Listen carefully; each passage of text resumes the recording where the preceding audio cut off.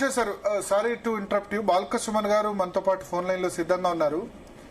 బాల్క సుమన్ గారు, G Telugu news కోసం సమయం కేటాయించిన ధన్యవాదాలు.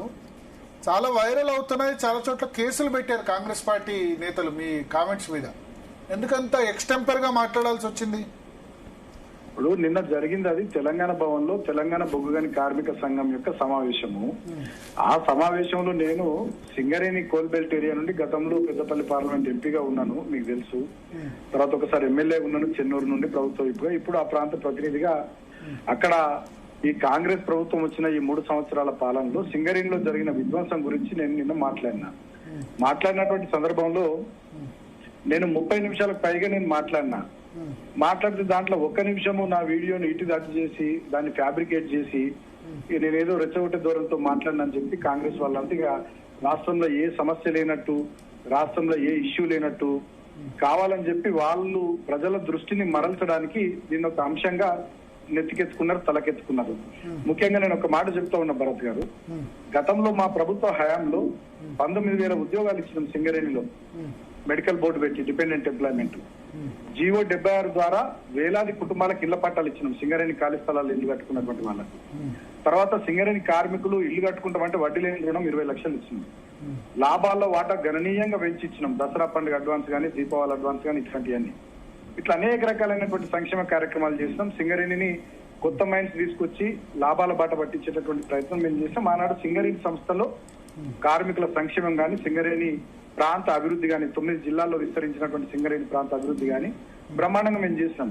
కానీ ఈ 3 సంవత్సరాల కాంగ్రెస్ పార్టీ పాలనలో సింగరేణి పూర్తిగా సంక్షోభంలోకి నెట్టివేయబడ్డది. ఇవాళ సింగరేణిలో ముఖ్యమంత్రి బామ్మర్ది సృజన్ రెడ్డి కింగ్ పిన్ అయి 15,000 కోట్ల కుంభకోణాలకు పాల్పడ్డాడు. ఒక్క మెడికల్ బోర్డు పెడతలేరు, ఒక కార్మికుడు కొడుకు బిడ్డకు ఉద్యోగం ఇస్తలేరు, జీవో 76 ద్వారా పట్టాలు ఇస్తలేరు, సోలార్ ప్లాంట్ల దాంట్లో అవినీతి, నైని బొగ్గు బ్లాక్ కేటాయింపుల్లో అవినీతి. నిన్నటికి నిన్న మా హరీష్ రావు గారు బయట పెట్టిరు 40 లక్షల టన్నుల బొగ్గు. అది ఎక్కడికి మాయమైంది? 1,600 కోట్ల విలువ చేసే బొగ్గు. అది కూడా ఎవరికి అర్థం కానటువంటి పరిస్థితి. ఈ రకంగా సింగరేణిని పూర్తి స్థాయిలో నిర్వీర్యం చేస్తా ఉన్నారు సంస్థను. కార్మికుల సంక్షేమాన్ని పట్టించుకుంటలేరు. దసరా బోనస్ గానీ, దీపావళి అడ్వాన్స్ గానీ చాలా మినిమైజ్ చేసి కార్మికులకు ఇస్తా ఉన్నారు. అటువంటి సందర్భంలో నేనేం చెప్పినంటే, సింగరేణిలో స్కాములు తప్ప స్కీములు లేవు. సింగరేణి మొత్తం నిర్వీర్యం అయిపోతా ఉంది. ఆ ప్రాంతంలో కార్మికుల్లో చాలా ఆగ్రహము, ఆవేశాలు, ఆక్రోశం ఉన్నాయి. ఆ కార్మికుల పక్షాన మనం పోరాటం చేయాలి. గతంలో తెలంగాణ ఉద్యమంలో నేను ఒక ఉద్యమకారుని. గతంలో 226 కేసులు ఉండే నా మీద. లెట్ మీ కంప్లీట్ భరత్ గారు, give me some time, let me complete. అయితే నేను అనేది ఏంటంటే, నేను నిన్న మాట్లాడింది గతంలో తెలంగాణ ఉద్యమంలో ఎట్లయితే సాగరహారము, మిలియన్ మార్చు, సడక్ బంధు, అసెంబ్లీ ముట్టడి లాంటి కార్యక్రమాలు తీసుకున్నామో అటువంటి పోరాటాలు సింగరేణిలో చేయాల్సినటువంటి అవసరం ఉంది. మనం ప్రెస్ మీట్లు పెడితే, మామూలుగా మాట్లాడితే ఈ ప్రభుత్వానికి చీమ గుట్టినట్టయినా లేదు, మొద్దు నిద్ర నటిస్తా ఉంది ఈ ప్రభుత్వం. కాబట్టి కార్మికుల తరఫున పెద్ద ఎత్తున పోరాటాలకు సిద్ధం కావాలని చెప్పి నేను చెప్పినటువంటి అంశం. ఇక దానికి సుమన్ దీన్ని గాలబెట్టమన్నాడు, సుమన్ దాన్ని గులగొట్టమన్నాడు అని చెప్పి ఈ రాష్ట్రంలో సమస్యలే లేనట్టు కేవలం ఈ రాష్ట్ర ప్రజల దృష్టిని మరల్చడానికి ఇవాళ వీళ్ళు వడ్లు కొంటలేరు, రైతులై కళ్ళాల్లో ఉన్నాయి వడ్లు. అదే విధంగా సింగరేణి కార్మికుల సంక్షేమాన్ని పక్కన పెట్టిర్రు. సింగరేణి సంస్థలో విపరీతమైనటువంటి అవినీతి, 15,000 కోట్ల కుంభకోణాలు జరిగినాయి, 40 లక్షల టన్నుల బొగ్గు మాయమైపోయింది. దీనికి సమాధానం చెప్పే పరిస్థితి లేదు. అంతేకాకుండా నిరుద్యోగులకు ఇస్తామన్నటువంటి 2 లక్షల ఉద్యోగాలు లేవు, నిరుద్యోగ వృత్తి లేదు.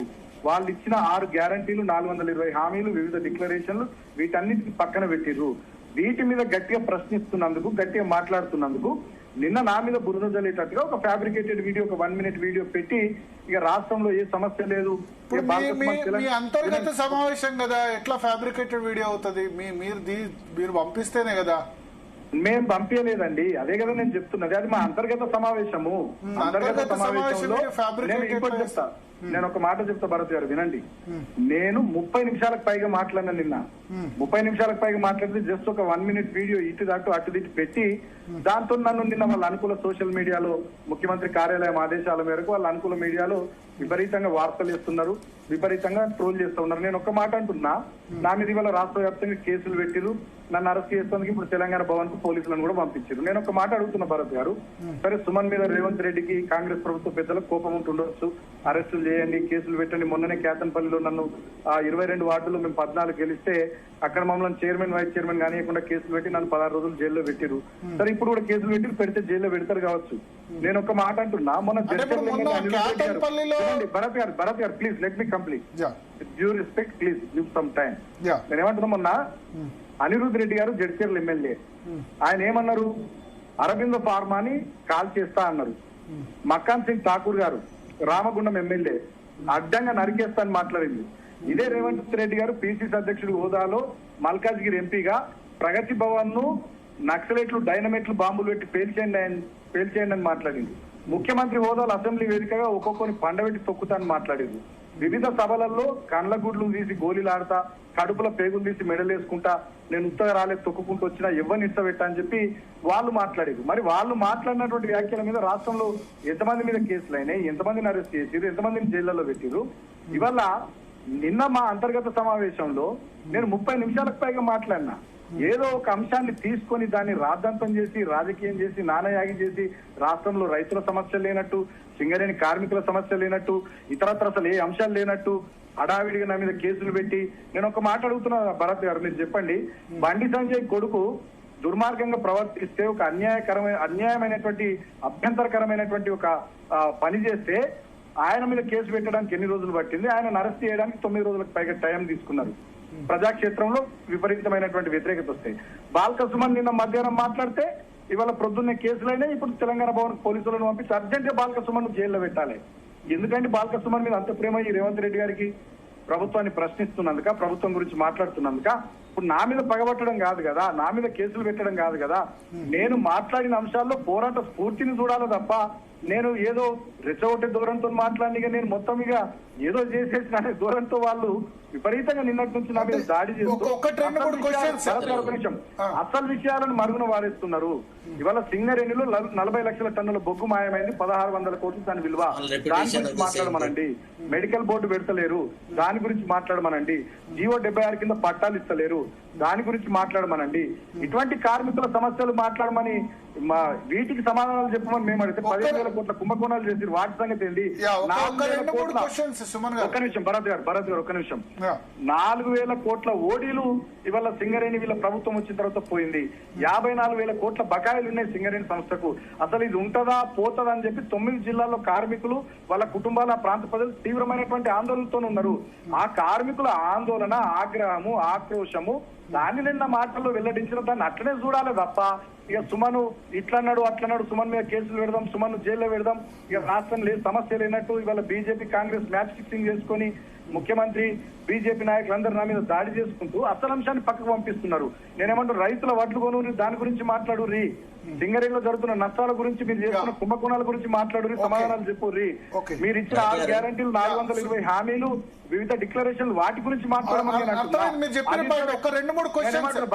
భరత్ గారు. నేను ఏమంటున్నా, స్పందించాల్సినటువంటి ప్రభుత్వ పెద్దలు వాటిని పక్కన పెట్టి ఇక కోతికి కొబ్బరి చిప్ప దొరికింది కదా, ఇక బాల్క సుమన్ నిన్ను ఇట్లా అన్నాడని చెప్పి ఒక ఫ్యాబ్రికేటెడ్ వీడియో పెట్టి దాన్ని ఇదేదో జాతీయ సమస్య అయినట్టు, ఇదేదో అంతర్జాతీయ సమస్య అయినట్టు, దీంతో మొత్తం ఏదో అయిపోతుంది అన్నట్టుగా వాళ్ళు ప్రవర్తించడం అది కరెక్ట్ కాదు.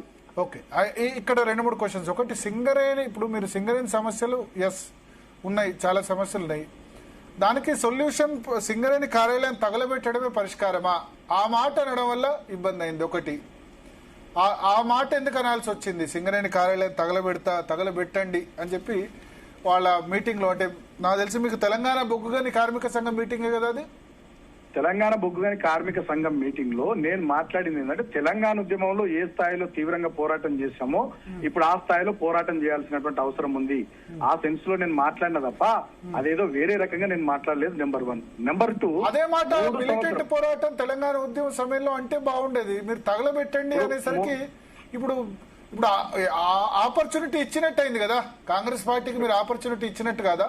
నేను ఒక మాట అంటున్న భరత్ గారు, కాంగ్రెస్ పార్టీకి ఆపర్చునిటీ వచ్చింది. తెలంగాణ రాష్ట్ర ప్రజలు మొన్న అవకాశం ఇచ్చిర్రు అధికారంలో. 3వ సంవత్సరం పాలన, ప్రజలకు పనిచేయండి, రైతులకు ఇచ్చిన హామీలు నెరవేర్చండి, కార్మికులకు ఇచ్చిన హామీలు నెరవేర్చండి, నిరుద్యోగులకు ఇచ్చిన హామీలు నెరవేర్చండి, మహిళలకు ఇచ్చిన హామీలు నెరవేర్చండి. ఇవన్నీ పక్కన పెట్టేసి బాల్క సుమన్ మీద కేసులు పెట్టాలి, బీఆర్ఎస్ లో ప్రశ్నించేటోళ్ళ మీద కేసులు పెట్టాలి, ఇదేం పద్ధతి అండి? ఎవరైనా సోషల్ మీడియాలో ప్రశ్నిస్తే కేసులు పెట్టాలి, ఎవరన్నా ఇప్పుడు మన క్యాతన్పల్లి ఇన్సిడెంట్ లో మీకు చాలా సింపతి వ్యక్తమైంది, చాలా సింపతి వ్యక్తమైంది. నేనేమంటున్నా, న్యూట్రల్ ఫోరమ్స్ నుండి ఎవరైనా మాట్లాడితే వాళ్ళ మీద ఎదురుదాడి చేయాలి. ఇవన్నీ ప్రభుత్వానికి సంయమనం ఉండాలి, సహనం ఉండాలి, ఓపిక ఉండాలి. మొన్న ఆర్టీసీ డ్రైవర్ అశోక్ గారు మాట్లాడారు జగిత్యాలలో, వడ్లు మక్కలు కొనుండ్రు అన్నారు, ఆయన మీద ఎదురుదాడి. ఇట్లా రాష్ట్ర వ్యాప్తంగా వీళ్ళకు ఓపిక, సహనం, సంయమనం లేదు. వాళ్ళు అడ్డగోలు వ్యవహారాలు చేస్తూ వాళ్ళ తప్పుల్ని కప్పిపుచ్చుకోవడానికి ఏదో ఒక అంశాన్ని ఆపర్చునిటీ ఇచ్చారు కదా. ఇప్పుడు మీరు వాళ్ళకి ఆపర్చునిటీ ఇచ్చారు. నేను చెప్తున్నా, క్యాతన్పల్లి వ్యవహారంలో మీకు చాలా సింపతి వ్యక్తమైంది, మళ్ళీ మీరు గెలుచుకున్నారు కూడా క్యాతన్పల్లి మున్సిపాలిటీ. భరత్ గారు నేనేమంటున్నా, ఇదే ముఖ్యమంత్రి గారు ఆనాడు పిసిసి అధ్యక్షుడి హోదాలో మల్కాజ్గిరి ఎంపీగా ఉన్నప్పుడు బాంబులు పెట్టి పేల్చేయమన్నాడండి, కూల్ చేయమన్నాడండి, కాల పెట్టమన్నాడండి. ఇప్పుడు ముఖ్యమంత్రి హోదాలో కూడా పండబెట్టి తొక్కుతా అంటున్నాడు, ఒక్కొక్కరు పేగులు తీసి మెడలేసుకుంటా అంటున్నాడు. మా నాయకుల చావును ఎన్నిసార్లు కోరుకున్నాడు పబ్లిక్ ఫోరమ్స్ లో, మీరు చూస్తా ఉన్నారు. నేను ఇందాక చెప్పిన అనిరుద్ రెడ్డి గారిది కావాలంటే మీకు వీడియోలు పంపిస్తా, మక్కాన్ సింగ్ ఠాకూర్ గారిది వీడియోలు పంపిస్తా, ఇతర ఎమ్మెల్యేలు మాట్లాడిన వీడియోలు పంపిస్తా. వాళ్ళంతా ఎట్లా మాట్లాడుతున్నారు, వాళ్ళంతా ఎట్లా వ్యవహారం చేస్తున్నారు. నేను మా కార్మికుల ఆవేదన, ఆక్రోశం, ఆగ్రహాన్ని వెళ్ళగ వాళ్ళు మాట్లాడినప్పుడు కేసులు పెట్టారో, వాళ్ళు మాట్లాడినప్పుడు బీఆర్ఎస్ వాళ్ళు కేసులు పెట్టారో? అనిరుద్ రెడ్డి గారి మీద కేసు అయిందా మీరు చెప్పండి? మీరు కేసులు పెట్టారు, ఇవాళ ఇప్పుడు కాంగ్రెస్ కంప్లైంట్లు ఇచ్చినాం. మేము చాలా చోట్ల కంప్లైంట్ ఇచ్చినాం. మక్కన్ సింగ్ ఠాకూర్ గారి మీద కంప్లైంట్ ఇచ్చినాం, అనిరుద్ రెడ్డి గారి మీద కంప్లైంట్ ఇచ్చినాం, ఇదే రేవంత్ రెడ్డి గారి మీద ఎన్నో పిటిషన్లు ఇచ్చినాం. ఎక్కడన్నా ఒక కేసు అయిందా? మీరు ఒక మాట అన్నారు ఏంటంటే 100 మంది టీఆర్ఎస్ కార్యకర్తలు వస్తున్నారు కానీ రైతులు మాత్రం రావట్లేదు, ధర్నా చేద్దామంటే రైతులు రావట్లేదు అంటారు. అట్లాంటప్పుడు ప్రాబ్లం రైతులకు లేని ప్రాబ్లం మీకెందుకు? భరత్ గారు, అది కూడా తప్పు. అది కూడా ఫ్యాబ్రికేట్ చేసిరు. భరత్ గారు వినండి, అది కూడా ఫ్యాబ్రికేట్ చేసిరు. నేను అదే అంటున్నా, ముందరిది వెనకది కట్ చేసి వీడియో రిలీజ్ చేసిరు. నేనేమంటున్నా, నేను మాట్లాడింది రైతులు ఇవాళ కల్లాల దగ్గరనే ఉన్నారు, వాళ్ళు ఆందోళనతో ఉన్నారు. వడ్లు కొంటలేదు ఈ ప్రభుత్వం, మా ఏరియాలో వర్షాలు పడుతున్నాయి విపరీతంగా, దారుణంగా తయారైంది పరిస్థితి.